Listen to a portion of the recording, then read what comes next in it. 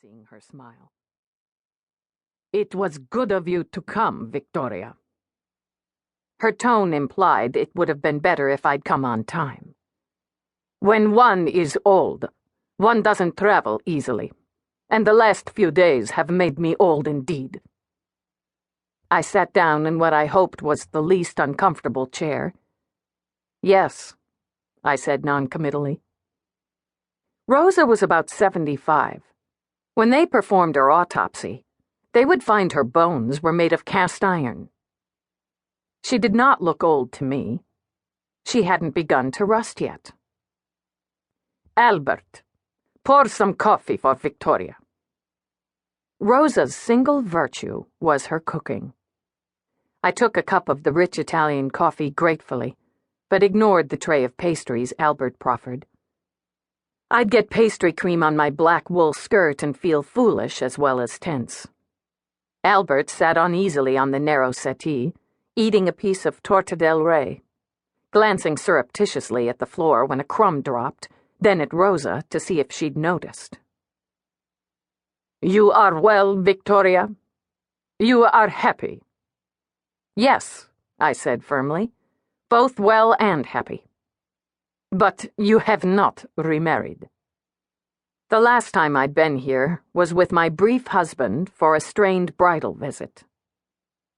It is possible to be happy and not married, as Albert doubtless can tell you, or as you know yourself. The last was a cruel remark. Uncle Carl had killed himself shortly after Albert was born. I felt vindictively pleased, then guilty. Surely I was mature enough not to need that kind of satisfaction. Somehow, Rosa always made me feel 8 years old. Rosa shrugged her thin shoulders disdainfully. "No doubt you are right. Yet for me, I am to die without the joy of grandchildren."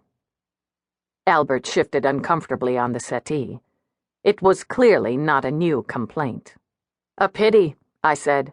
"I know grandchildren would be the crowning joy of a happy and virtuous life." Albert choked, but recovered. Rosa narrowed her eyes angrily.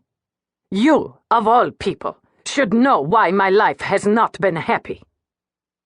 Despite my efforts at control, anger spilled over. "Rosa, for some reason you think Gabriella destroyed your happiness. What mysterious grievance a girl of 18 could have caused you, I don't know. But you threw her out into the city on her own. She didn't speak English. She might have been killed.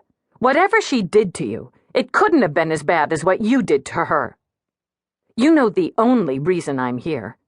Gabriella made me promise that I would help you if you needed it. It's stuck in my gut, and it still does. But I promised her, and here I am, so let's leave the past in peace. I won't be sarcastic if you'll stop throwing around insults about my mother. Why not just tell me what the problem is?" Rosa tightened her lips until they almost disappeared. "The most difficult thing I ever did in my life was to call you.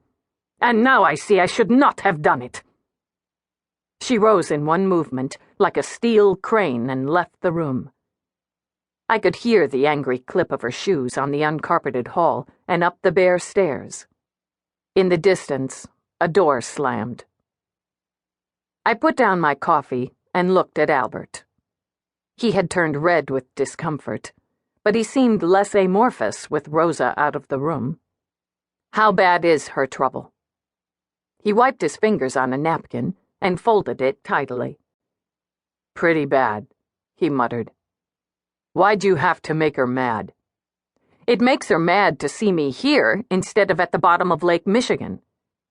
Every time I've talked to her since Gabriella died, she's been hostile to me. If she needs help, all I want is the facts. She can save the rest for her psychiatrist. I don't get paid enough to deal with it." I picked up my shoulder bag and stood up. At the doorway, I stopped and looked at him. "I'm not coming back to Melrose Park for another round, Albert. If you want to tell me the story, I'll listen. But if I leave now, that's it. I won't respond to any more pleas for family unity from Rosa. And by the way, if you do want to hire me, I'm not working out of love for your mother." He stared at the ceiling, listening perhaps for guidance from above.